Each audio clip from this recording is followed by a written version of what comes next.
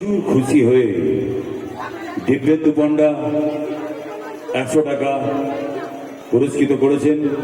দিব্যেন্দু পণ্ডাকে থামানো যাচ্ছে না।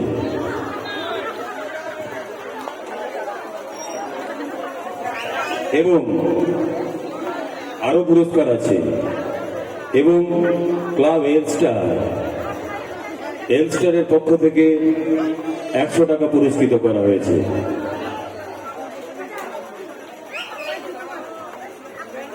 স্বপন পণ্ডা 20 টাকা পুরস্কৃত করেছেন। পুরস্কারে ছড়াছড়ি এবং ক্লাব নক্ষত্র মালা দিয়েই চলেছে। পুনরায় একটি কুরকুরে মালা ক্লাব নক্ষত্রের পক্ষ থেকে। আপনারা হাততালি দিয়ে শুভেচ্ছা জানাবেন বাচ্চাদের।